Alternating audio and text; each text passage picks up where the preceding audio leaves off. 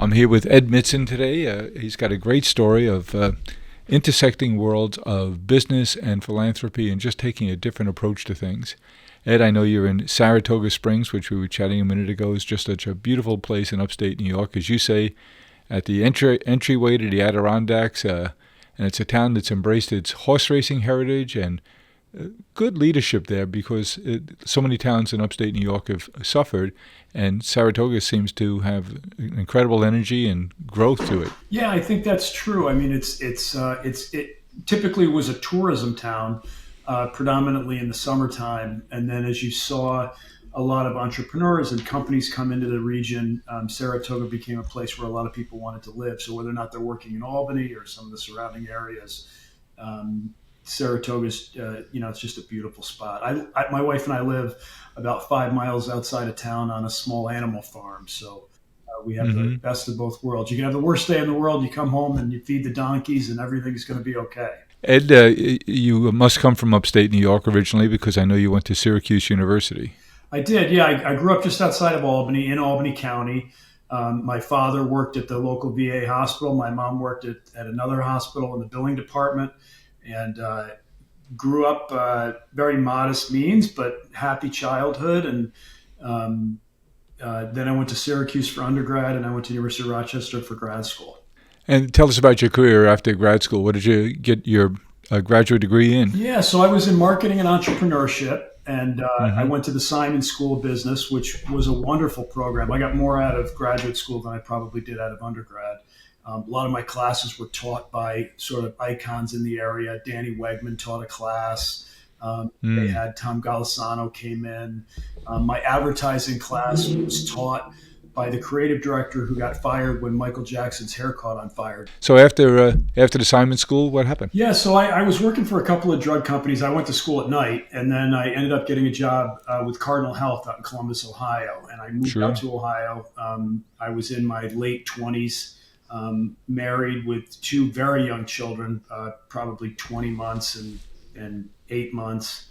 That was when I was working. I spent about 4 years at Cardinal. It was a great company, but I always had dreams of being an entrepreneur.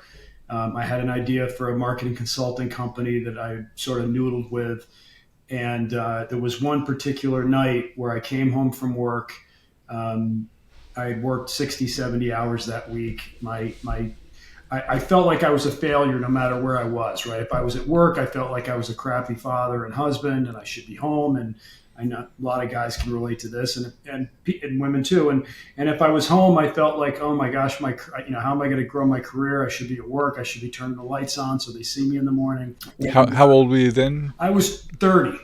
So I came home. My wife asked me to watch our son, Nick, who was 6 or 7 months old at the time, maybe 8 months. And I was sort of zoning out on the bed, watching ESPN, really not paying attention. And he rolled off the bed and fell on the floor. And my eyes filled up with water because I was like, oh my gosh, how could I let this happen? I'm not present anywhere. And it was that sort of epiphany where I said, I got to do something different. So I actually quit the following Monday and said, I'm going to try to go out on my own. I had a couple of client prospects that had told me if and when you go out on your own, we might have a project or two. So I knew I had a couple of months of oxygen. So the idea was brewing. Yeah, it was brewing, and I had written a business plan, but I found, and I don't know if your experience was the same, but for me, the hardest part about starting a company is actually just jumping in the pool. Like once you walk away from that steady paycheck, you get up and you work the same way you worked anywhere else. You just, you're just trying to do it for yourself. And I started literally in my basement in Columbus, Ohio. We moved back to upstate New York, and I grew up. Now, tell me about your extended family. Your folks are still there? My father died when I was 18. He was 41, had a heart attack, just suddenly. Wow. Blew. Yeah, this was before stress tests and all that. And he was a heavy smoker, heavy drinker. Had that sort of macho feeling, like, why would I go to the doctor if I'm not going to do what he tells me anyway? And he ended up just dropping dead, carrying a television into a repair shop. back in 1985. So Wow. my mom is still around. I have a younger sister, and I have three beautiful children. I got remarried about 13, 14 years ago. I went through a divorce in 2025. No, I'm sorry, 2005. And it was at that point I was working. I had two companies at that point under me, an ad agency and a consulting firm. And I ended up selling those businesses because I wanted to sort of get a fresh start. Take us back to Yeah. the first pull of the hand grenade pin when you left Cardinal Health. Who did you talk to about that then? Yeah, I mean, I had other guys that I knew that had started companies. I got to pick their brains. My father-in-law was he was an entrepreneur. He helped me a lot. I had mentors. I was surrounded by people, basically old guys that had done it. Because you sought them out. Yeah, I would seek them out or ask them, how do you do this? How do you do that? And I also saw a lot of people while I was at Cardinal that had their own companies, and I never felt like they were intellectually superior than, like, I never saw them and said, oh my gosh, I can never do that. Yes. I thought, well, I'm not going to be the smartest guy in the room, but I can outwork 95% of most people. Mm-hmm. So if this fails, it's going to fail not because I didn't work hard enough. It just failed because it wasn't a good idea and it wasn't meant to work. But it ended up working out really well. And then now, had you saved any money up, or what was your burn? I saved up some money, but a lot of it was just getting plowed back into the business to try to keep the growth going. When I went through a divorce, basically all the money that went from the two businesses that I had sold basically went to my ex-wife. And so I was basically starting from scratch again in 2008. How much of the divorce was a result of maniacal work habits? I think that was a lot of it. I think too, I got married at 24. We're still close, but you're a different person when you're in your 40s and late 30s than when you're 24. But yeah, I'm sure a lot of that, you do the best you can, and it's a lot of stress. Yeah, it's a lot of stress. And you're talking about when you're working at Cardinal Health, geez, I should be there. When you're home with the kids, you should be there. But when you're on your own, there's no separation. Yeah, and I tell people all the time the difference between an entrepreneur and a person who works for somebody else is on Thanksgiving, for most people, it's a time to, get together with family and friends, unplug, watch some football and just have a few laughs. I said for entrepreneurs, it's Thursday. Mm-hmm. Exactly. So you're still working, you're still getting stuff done. You might take a break for a little while, but yeah, I mean, as well as anybody, it's an exhausting grind. And I think until you actually start your own business, it's impossible to describe that level of stress. When you have payroll to meet and just so many unforeseen things that pop up. I know I read about you when you started 1-800-Flowers, where you found out the company was in debt more than you thought. And you're constantly getting punched in the face, and you have to figure out a way to try to rally and just persevere, right?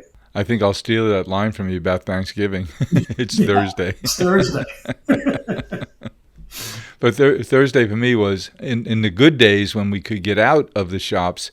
It would be, okay, we're going to my sister's house for dinner, load the kids in the car, and give me 3 of the toughest deliveries so the truck doesn't have to go off its route. I'll do those on the way to my sister's. There you go. So here you are with 3 kids in the car, your wife, and here you are making deliveries. That's what you do. Yeah, absolutely. And, I wouldn't have it any other way. I actually love working for myself. I tell people all the time when I talk to younger folks that want to start a company, I said, you got to get experience. You got to build up a network. You got to build up relationships. But what's the worst thing that can happen is you fall flat on your backside, you don't make any money, and then you go back and work for somebody else. I mean, it's not the end of the world. So, and that's what I think is special about our business culture here, USA, is that it used to be, I think, back 50 years ago, if someone failed in business, it was, oh my goodness, they failed in business. I think with the celebration of entrepreneurism, and which is only in my lifetime, I know when I first started out, Ed, it was very difficult for me to get people to work for us because who would want to work in a florist? I mean, that's not a career. You want to work for Bear Stearns or you want to work for Lehman Brothers. Or yeah. And, of course, that didn't work out for those two firms. But especially coming from a lower blue-collar, lower middle-class kind of upbringing, aspirational, you wanted to work for a big-name firm. Right. And so it was difficult to recruit people in the early days, but the people we recruited were people who know how to really do things and weren't hung up on working for a big brand name. Right. And those were the doers. And there's a big difference, as you've learned, I'm sure, between people who do and people who talk about doing. That's right. So your business has always been in the marketing consulting space? Always sales? Marketing with a slant towards healthcare. Right now, I'm the CEO and founder of a company called the FingerPaint Group. We have about 800 employees around the country, and we do basically help pharmaceutical and healthcare companies commercialize their products. So whether or not it's working on the clinical trials, working to brand the clinical trials, or working in medical education and publication planning to ultimately launching the products, helping them get reimbursed for and contracted on, Medicare, Medicaid, workers' comp, all that kind of stuff. And then just working with a lot of the doctors and the patients to try to educate them on options. It's an exciting field, especially now with all the AI stuff and all the acceleration of new products that are going to be coming out over the next 5 to 10 years. It's really exciting. Well, we're only 14 minutes in before you mentioned AI. Tell us, how do you think about AI? How is it impacting you today? How do you get yourself educated? How do you get your team out? You can't just go get the textbook on AI, and if it was written a month ago, it's already outdated. Yeah, no, that's fair. I mean, I do a lot of reading. I took an online class at Stanford. It was, a 6-week class on understanding AI. Very smart. Yeah, just to try to know enough to be dangerous, right? I mean, we've got people that work for us that are much more experts in the field than I am, but it's an exciting time. It's a scary time. I wouldn't want to be a college graduate right now. And boy, are they struggling to find work. Yeah, I mean, because a lot of the folks that when we hire junior level people to try to groom them into future leaders in the company, they start out doing a lot of stuff that now AI's replaced. So whether or not it's understanding therapeutic categories or markets or trends, it's amazing how much of that information is just so easily accessible. You obviously have to check it to make sure that it's pulling the right stuff, but we've used it a lot for operational efficiencies, creative exploration, where we can. There's a lot of creative tools that we can use. How do you use it in your day-to-day work? Yeah, so I don't use it as much as the folks do. I use it in my work with the foundation, trying to help analyze financial statements of companies we're supporting, trying to, it's amazing. I mean, you can roll up financials. Ironically, there's a small flower shop that we've done work for in Albany, New York. And she just sent me her recent financials, and I pulled them into AI that said, analyze this for me and let me know where we can increase profitability, where her costs may be too low, too high, and came out with this amazing report that we're going to go through next week. So isn't it amazing? It's crazy. Yeah. And I don't think there's a job anywhere that's not going to be impacted. It's just a question of, I tell people in our company, look, in 5 years, AI could, in theory, do everything as well as we do, even better. So how do we stay in front of that? And how do we deliver more value to our clients with the same amount of budgets? So Ed, at FingerPaint, who are your clients? Who's writing a check to you? Yeah, it's large pharmaceutical companies. So it's the who's who of the top 20 pharmaceutical manufacturers around the globe. Right. And then we've got a big animal health client because a lot of veterinary modeling and everything is very similar to pharmaceutical work and healthcare. And we do some work for different managed care organizations, hospitals.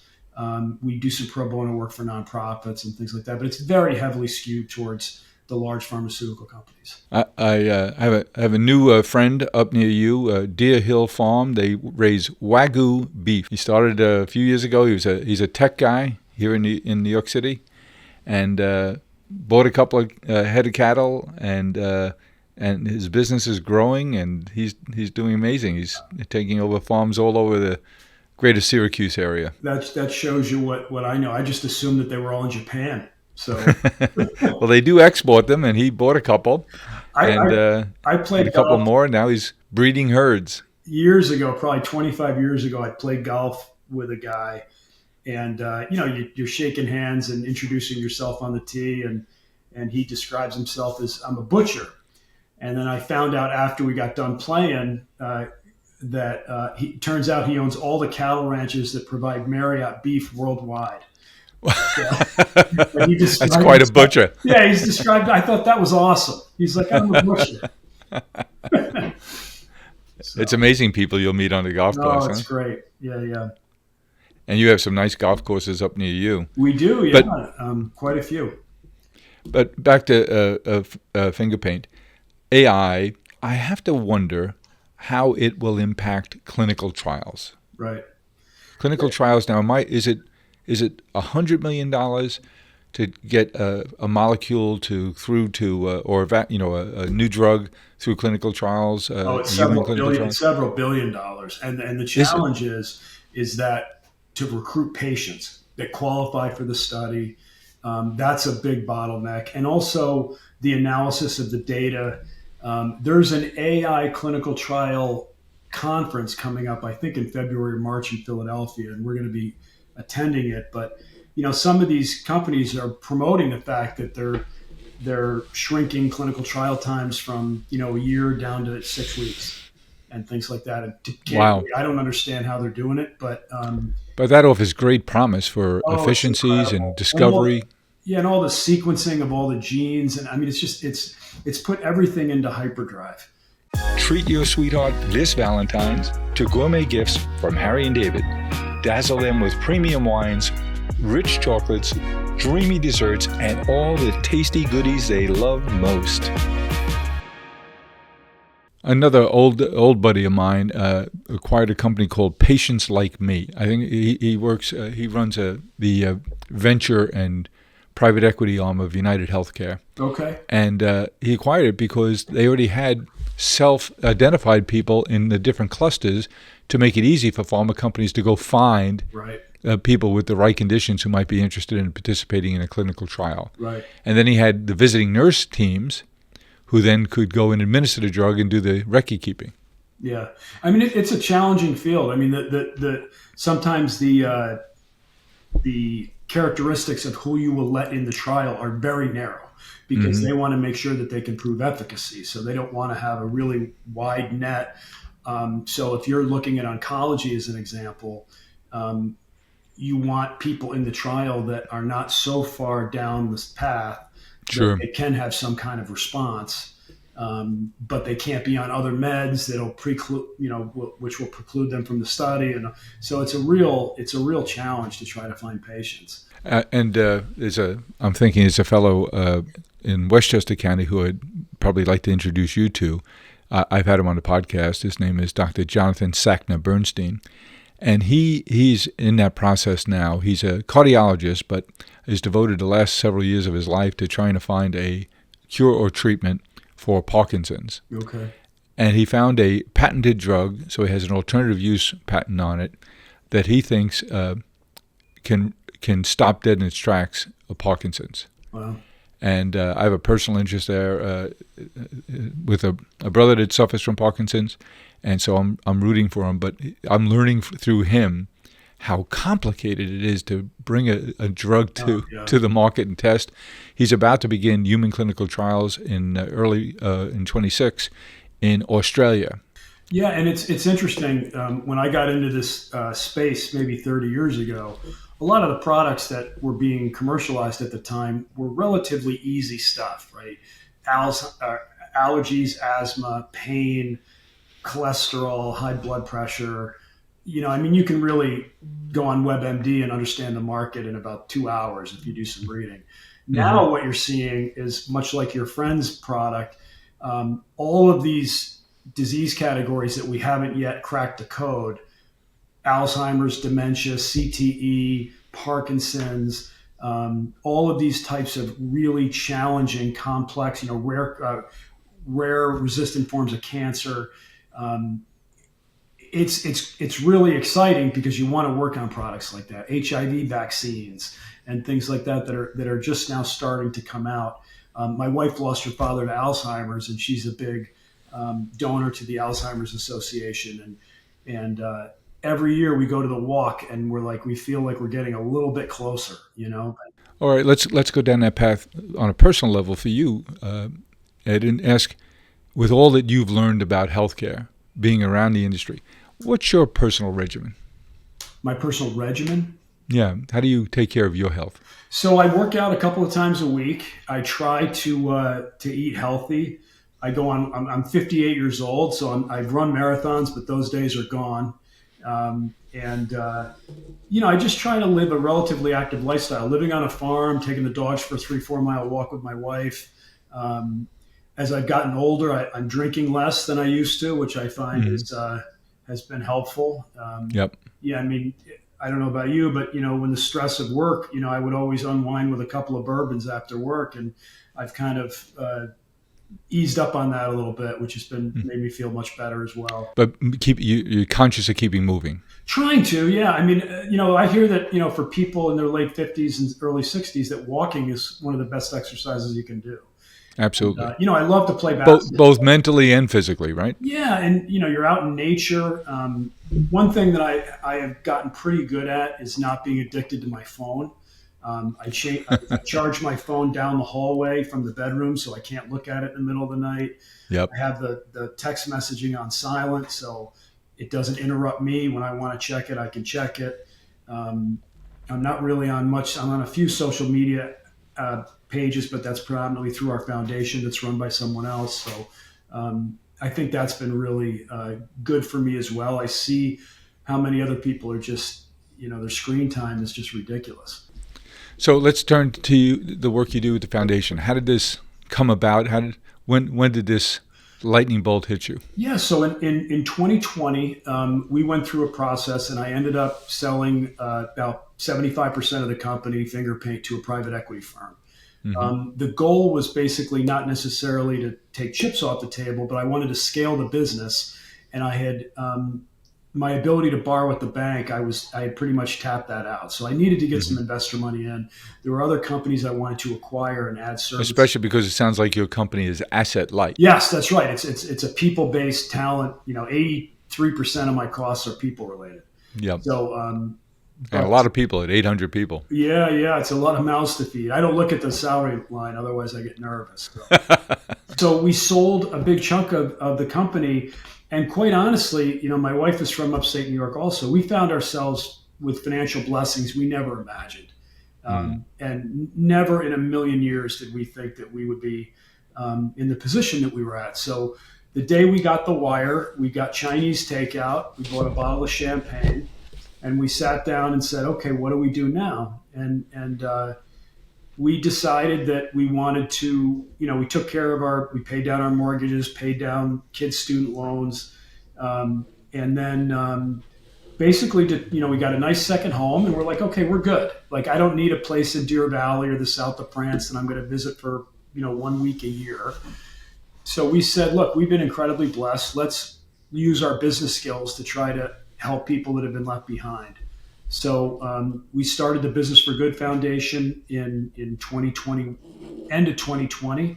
And the concept being that we're using our business skills to go into underserved communities and help get people up the income curve. So whether or not that's by helping them through entrepreneurship, workforce development, and trying to get folks, in the the working sector where they can become an electrician and make $75,000 a year with union benefits and things like that, to housing affordability and trying to get people into home ownership.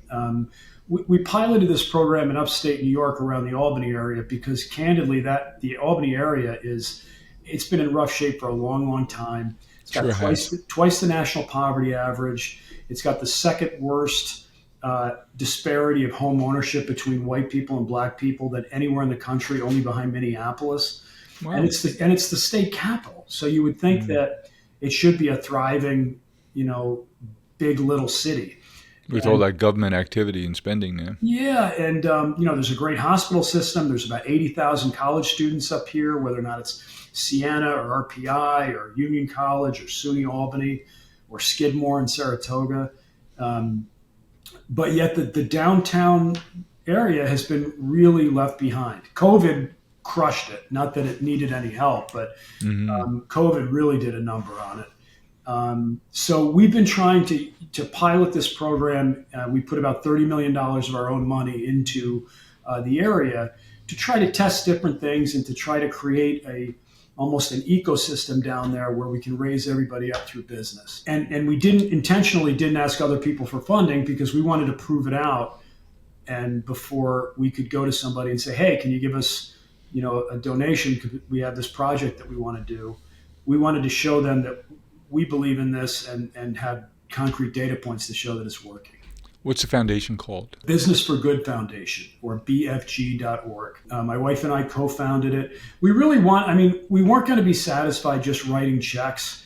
We know that that's important. And, the United Way and the Red Cross and, they need money. Food pantries need money. We get it. And we do write those checks. But we almost feel like it's putting a Band-Aid on a gunshot wound. Like there are so many. Last year, I think we gave away to nonprofits almost $500 billion. And the homeless shelters are busier than they've ever been. The wealth gap is, as we all know, is bigger than it's ever been between the haves and the have-nots. Food pantries can't keep up. The government's shutting down all this funding for these nonprofits. And it's creating this perfect storm of real desperate need in our country. And my feeling is that guys like me that have done really well have a responsibility to go back and help the next guy.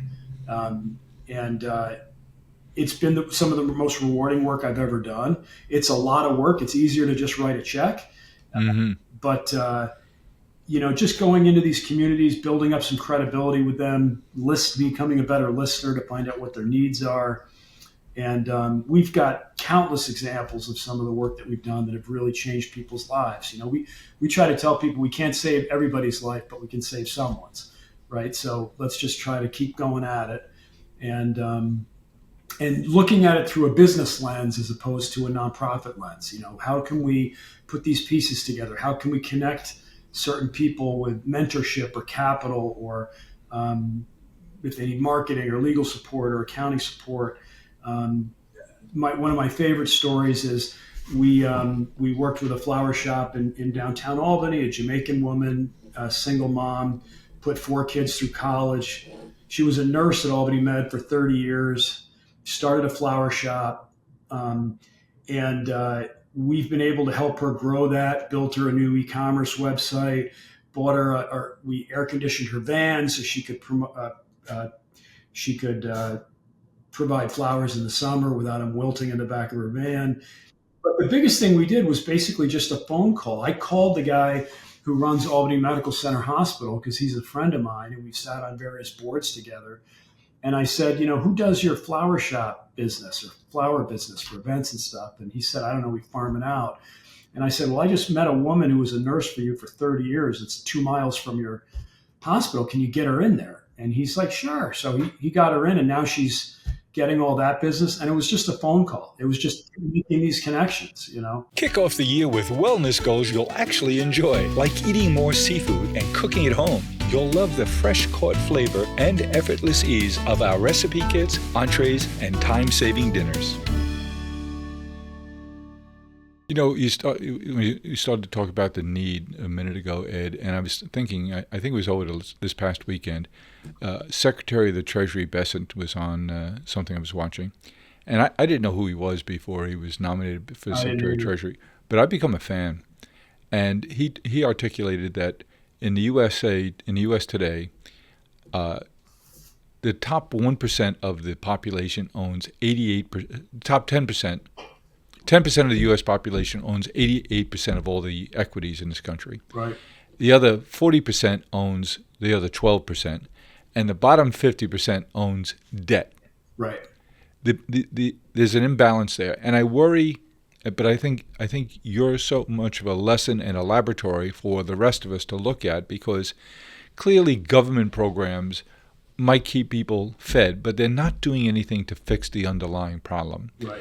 And I think people like, one of my heroes is Michael Milken, and he built and just recently opened in Washington, D.C., the Milken Center for the Advancement of the American Dream.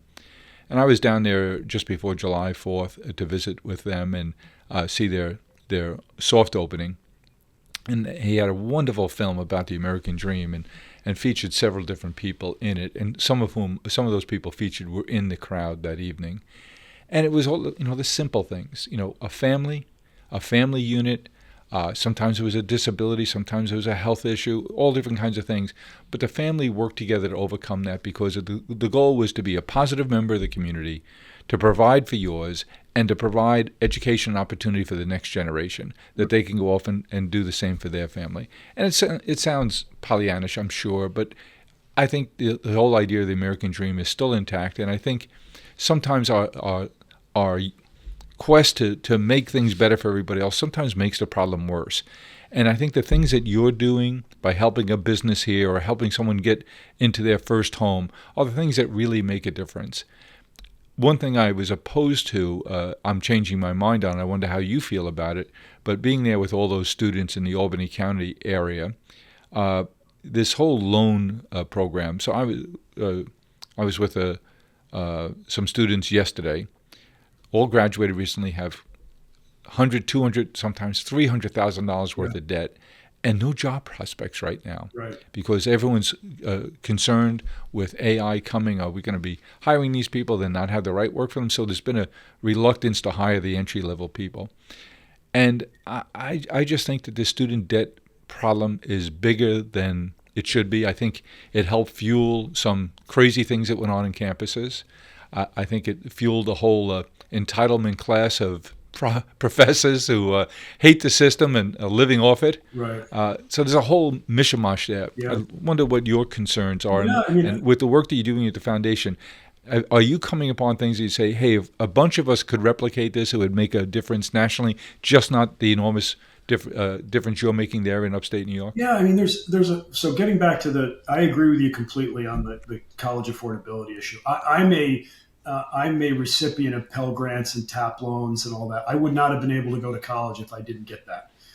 So I firmly believe in helping kids, especially in the lower income, to be able to try and get a college degree. But college costs have outpaced inflation for 30 years now. I know. And the thing is, it's become like a nuclear arms race at these schools. And every time you pick up the paper, they're adding 40 more vice presidents, and it's like, what are you doing? And the thing that I get frustrated with is I was always felt like you go to college to be prepared for a career. You don't go to college because you got to grow into manhood or womanhood But that's what I'm hearing more and more. I have a granddaughter that's looking at colleges now. She'll be going next year. And my son-in-law and my daughter are talking about, well, I don't know what she's going to learn, but isn't it just part of passage? She'll learn new friends and how to socialize. And I said, that's an expensive passage if she's not coming out with discernible skills. Yeah, I mean, how much should a kid go into debt for studying 19th century French poetry? Mm-hmm. I mean, what are you going to do with that? Or medieval study? Wonderful subject, but how do you eat? But you can't. What are you going to do with it? And I don't know if it's the responsibility of the parents to steer the kid into, what you like photography, do that as maybe a minor or a couple of electives, but take some business classes, take some AI classes, the CEO of Ford yesterday talked about he has 5,000 open mechanic positions he cannot fill. Right. And they're paying $120,000 a year. So with an unbelievable benefit package. Yeah. So we're investing in those types of programs for these kids, and I would encourage other people around the country to do that as well. Well, I keep making notes here of people I want to introduce you to, but one I can't help but tell you about now. A few years ago, I met a lady, and we sat next to one another on a plane, and she put me in touch with a charity, a husband who had just passed away just months before I met her. In Atlanta, and we've gotten involved with that charity. So our charity, Smile Farms, and 1-800-Flowers companies got involved with her. We had just built a fulfillment center for Harry and David in the Atlanta area. We had Midwest, we had the West Coast, and we needed one East Coast. And the Harry and David product, wonderful Christmas gifts, Thanksgiving gifts, Sure. Busiest time of the year, business gifts, and the product is fantastic. So we opened up this distribution center, and we had a hard time staffing it. Maybe we weren't in the right location, but we stumbled. And I met Monica Block. She introduced me to First Step, the charity that her husband started. He got this great idea. He bought a staffing company, temporary staffing company, and he turned it into a not-for-profit and wrapped it in a social service agency. The name of it is First Step. So you reminded me when you told me about the work you're doing, what happens when a young man's getting out of jail. And First Step is all about, let's say you're homeless. How do you get out of being homeless? Right. How do you get a job? You don't have a phone. You don't have clothes. You can't get anywhere. How do you fill out an application? How do you get that? That first step is enormous, as you were just saying. So their program is they wrap it in social service. So we said to them, these are our needs. And for the last 3 years now, working with First Step, we are fully staffed. They have job coaches on site. We have 95+% on time, show up show up for work on time. It's been terrific for us, and we feel terrific about our partnership with Amelia and Matt at First Step, because we'll have 350 people coming to us. Some of them are just out of prison. Most of them are homeless. Some of them are families that are the whole family is homeless, and they provide the social services wrap around it and the job coaching. They get them a chance to get a shower. They provide transportation to and from. And the stories that come out of that about people who've gotten back on life's good track because this wonderful organization reached out to them, put their arms around them, and got them over that big first step. So I'm sure you guys will collaborate on the different things you're doing. I love that. Each will have ideas that benefit the other. I love it. I mean, we just did a similar thing. We owned a restaurant in downtown Albany, and we ended up giving it to a workforce development nonprofit to run their culinary lab there. So now all these kids that, are trying to get their GED, they may have been incarcerated or dropped out of high school, they're now going through this training program. They get paid a salary while they go through it. And in 12 months, they come out and they're certified to work in culinary. So they can go get, because it's hard to find people that want to show up and work in culinary. And whether or not... And there'll always be need. And the thing is that, to your point, and I completely agree with you, Jim, like we have to look at these folks from a holistic point. They need busing down to the restaurant. They need some of them. There's 4 apartments in the building where the restaurant is. So we took those and gave some people housing. My wife gave people at the foundation credit cards to go buy a bed for them or a pot. They don't, and you're not going to win everyone. Some of them are going to, bounce out or whatever, but just showing these folks that somebody cares and they can see a path forward out of this place, right? I think it's so important. I read a stat the other day that one of the biggest things that benefit lower income people is being around higher income people, because they can pull levers, pull strings, pull connections, give them inspiration and hope so that they can see themselves, getting out of that, that situation that they may be in. Ed, I see in your eyes you get all excited when you talk about the work you're doing, and I certainly understand why. Is there something recent that happened in your work that just gives you hope and excitement about what you do? I mean, when we had the culinary lab grand opening a couple weeks ago, and the students that were going through the program gave talks and got up in front of this whole group of people and talked about what the program has done for them and meant for them. And one woman got up, young woman, she's probably 18 or 19, and the guy who runs the program was standing next to me, and he said, when she got here, she couldn't look you in the eye. She wouldn't look you in the eye. She had no self-esteem. She was just like lost. And now she's this really charismatic young woman who's sort of coming into her own. And I think a lot of it is just showing them that somebody cares, and that there's, if you work hard, there's a path here, and that's pretty special when you do stuff like that. It's easy to get lost in the circus, right? And all the work and all the chaos. But when you actually get to interact with people that you've made a difference in their lives, there's nothing better. Ed, thanks for the work you do. Thanks for spending time with us today. Please accept the good intentions of the bombardment. I'll send you an introduction. Oh, I appreciate it. I love meeting new people, so thank you. But I so appreciate the work you do there in the upstate New York, Albany County area. I'm so glad to have shared your story with our community. I think there'll be a lot more contact, and maybe good things will come from it. Thank you so much. It was an honor to meet you, so thank you. Thanks, Ed.